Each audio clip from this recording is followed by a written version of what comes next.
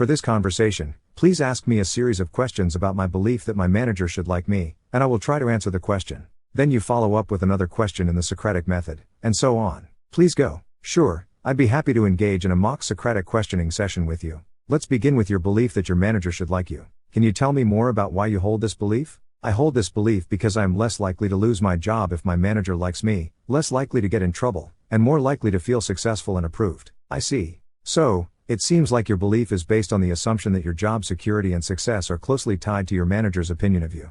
Can you tell me more about how you arrived at this assumption? Have you had past experiences where a manager's opinion of you affected your job security or success? Maybe not security, like I did not lose a job if a manager did not like me in the past, so I don't know about that topic, but it seems that when people like me, I continued on in a career even when other people leave or were asked to leave. Interesting. So it sounds like your belief is based on your personal experience of being successful in your career when you have good relationships with your colleagues and managers. Can you tell me more about what specific actions or behaviors you believe will help you achieve a good relationship with your manager? It seems when I put on a friendly and helpful persona, then I had positive regard for my manager, at least. I see. So it seems like you believe that presenting yourself as friendly and helpful is a way to cultivate a positive relationship with your manager. Can you tell me more about what specific actions or behaviors you engage in to present yourself as friendly and helpful? Offering to help, always doing what they ask, never disagreeing with them, always work, even when they are not looking. I understand. So it seems like you try to be very accommodating and agreeable with your manager in order to cultivate a positive relationship with them. Can you tell me more about how you think your manager perceives your behavior when you are always agreeing with them and never disagreeing? Do you think they might see you as a pushover or someone who lacks independent thinking? Yes, I am very accommodating and agreeable to a fault, as they might say. But I don't really understand the fault of excessive agreeableness. Easily pushed over or lacking independent thinking? Possibly. But perhaps I also come across as inconsistent when I easily stand my ground against people. I see what you mean. So it sounds like you value being accommodating and agreeable, but you also recognize that there may be downsides to these qualities, such as being seen as lacking independent thinking or consistency. Can you tell me more about why you think consistency might be important in your interactions with your manager? What role do you think consistency plays in building trust and respect in a professional relationship? Well, if I always say yes and agree with them, but suddenly make a comment like, "That's a terrible idea," then they might interpret this inconsistency as an expression of inappropriate anger, whereas the same statement in the same tone and context, but where I tend to express more independent opinions, might not seem like an outburst. That's a good point. It seems like consistency is important because it can help establish a clear and reliable pattern of behavior, which can make it easier for your manager to understand your intentions and expectations. On the other hand, if you tend to change your behavior suddenly, this can be confusing for your manager and may make it more difficult for them to trust and rely on you. It's important to strike a balance between being agreeable and independent, and to be consistent in your behavior so that you can build a positive and productive working relationship with your manager. Okay, so I don't know too much about this perception perhaps of being a pushover. It's possible that if you are always agreeable and accommodating, some people might perceive you as a pushover, meaning that you are easily taken advantage of or manipulated. This perception can be problematic because it might lead others to question your ability to make independent decisions or to stand up for yourself. It's important to be aware of how others perceive you and to make sure that you are presenting yourself in a way that reflects your values and goals. Additionally, it's important to set healthy boundaries and to communicate your needs and expectations clearly to others. But isn't it true that my manager always has to like me? Please proceed with the Socratic questioning. Why do you think that your manager always has to like you? Is it realistic to expect everyone to like you all the time? Because I'm scared of getting in trouble if the manager is angry with me. Do you think it's possible to have a good working relationship with your manager without necessarily being liked by them all the time? I suppose that scenario is possible, giving the manager some degree of credit or benefit if the doubt.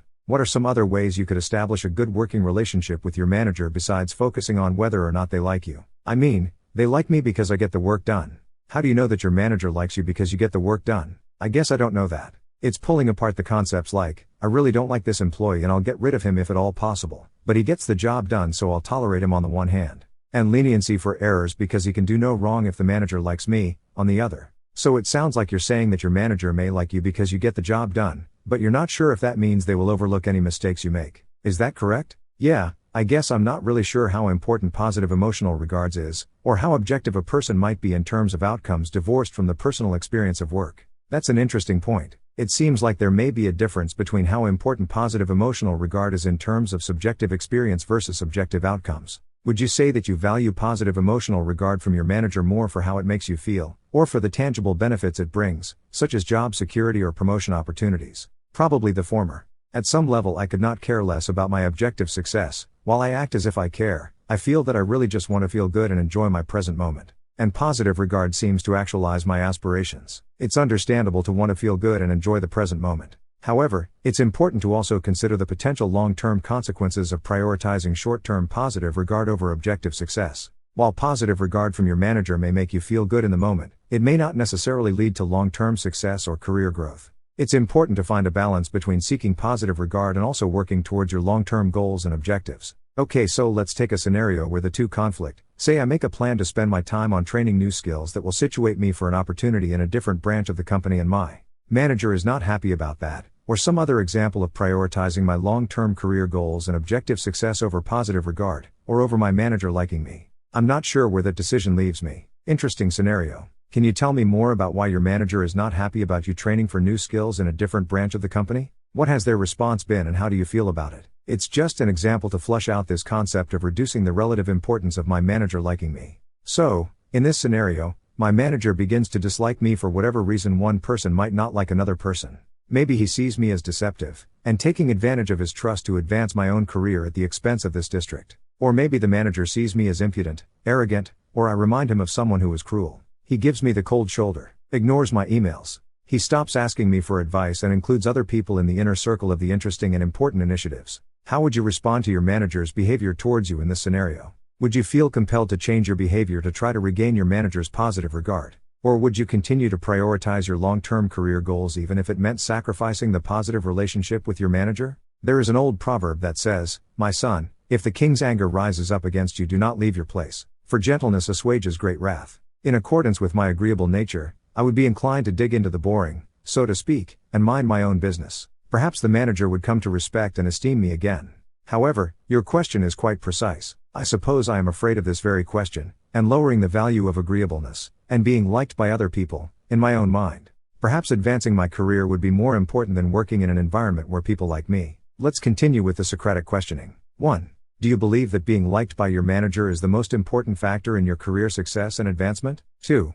Is it possible that your performance, skills, and qualifications might be equally or even more important in your career success and advancement? 3. Do you think that prioritizing your long-term career goals over pleasing your manager is a negative decision, or could it be a strategic move that might benefit you in the long run? 4. What are some potential consequences of always prioritizing being liked by your manager over your career goals? 5. Have you considered talking to your manager about your career goals and how they align with the company's objectives? Perhaps they could be supportive and help you in your career development. No, being liked is not the most important factor in my career advancement. It seems that luck, willingness to follow procedures accurately go a long way even when I don't know if the manager likes me or not. Yes, my performance could be more important to my advancement, as I was saying, but perhaps the momentary experience of positive regard may do more to bolster my confidence, self-efficacy, and motivate me with enduring grit than a mere promotion would. Definitely, people will feel disappointed if I leave for a better position, especially if I earn that better position by adding a lot of value to my work group.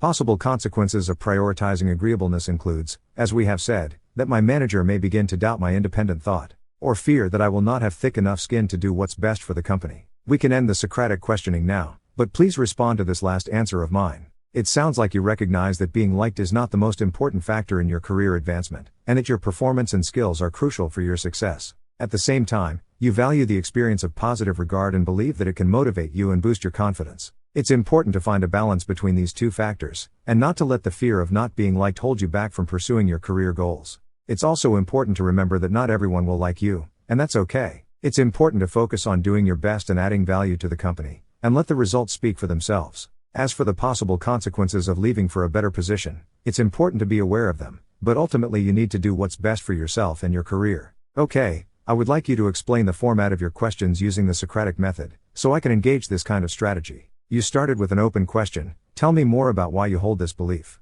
Then you identified an assumption in my justification, and began to probe into my answer, looking for more specific evidence or justifications. Can you please proceed to describe the nature of your questions along these lines, and show me what you were getting at? Sure, I'd be happy to explain the Socratic method of questioning and how it was used in our previous conversation. The Socratic method is a type of questioning that is designed to help someone clarify their thinking, identify any assumptions or biases, and arrive at a deeper understanding of a concept or belief. The goal of the questioning is not to persuade or argue, but to simply help the person being questioned explore their own ideas more thoroughly. In our conversation, I use the Socratic method to help you examine your belief that being liked is an important factor in your career advancement. I began by asking open-ended questions, such as why do you hold this belief?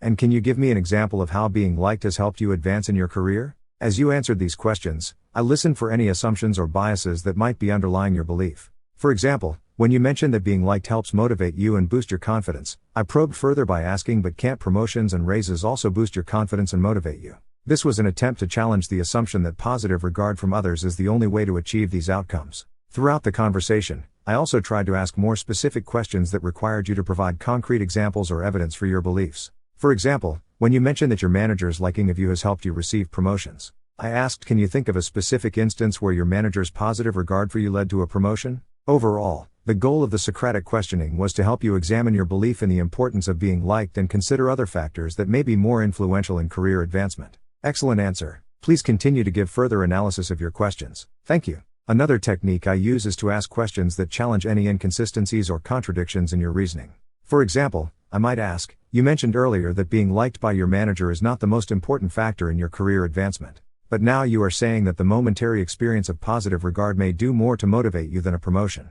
Can you explain this apparent contradiction? I also like to use hypothetical scenarios to test your beliefs and challenge you to think about alternative perspectives. For example, in our previous scenario, I asked you to consider a situation where you have to choose between being liked by your manager and advancing in your career. By forcing you to consider a trade-off between these two factors, I hope to prompt you to reevaluate your belief in the importance of being liked. Finally, I often use clarifying questions to ensure that I understand your perspective correctly. This helps me avoid making assumptions about your beliefs or jumping to conclusions. For example, I might ask, so if I understand you correctly, you believe that positive regard from your manager is important for your motivation and confidence, but not necessarily a critical factor in your career advancement. Is that correct? Socrates was a bit infamous for showing people that they didn't really know something nearly as well as they presumed. Do you really see the Socratic method as useful for helping people to clarify their thoughts, or is there perhaps a benevolent or charitable purpose in showing a person that they are ignorant? The primary purpose of the Socratic method is to help people clarify their thoughts and beliefs through a process of critical questioning and reflection.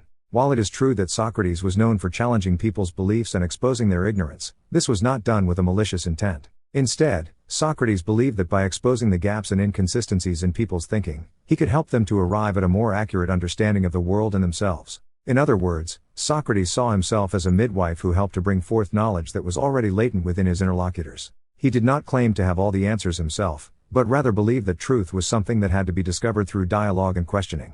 The other thing I noticed during the questioning is that I became quite uncomfortable, and I did really want to answer the questions. This was around the middle of your questioning. Thoughts came up like, maybe answering these questions is a waste of time, or that question does not seem to be getting at what I want to get at. Of course, I went along with the process and answered the question anyway, so perhaps I had some subconscious resistance to the insight. However, perhaps part of me wanted a little more aggressive questioning, to be confronted with the limits of my belief a little more quickly. I'll say that your question near the end, and what would you do, either try to get the manager like me or continue pursuing my career advancement, really hit what I was looking for. It's not uncommon to feel uncomfortable during the Socratic questioning process, as it can challenge your assumptions and beliefs. The discomfort may stem from a fear of being wrong or a fear of change. However, it's important to remember that the goal of the Socratic method is not to show that someone is ignorant or wrong, but rather to help them clarify their thoughts and beliefs. As for the level of aggressiveness in the questioning, it's important for the Socratic questioning to strike a balance between being challenging and supportive. The questions should push the individual to think deeply and critically, but also be respectful and non-judgmental.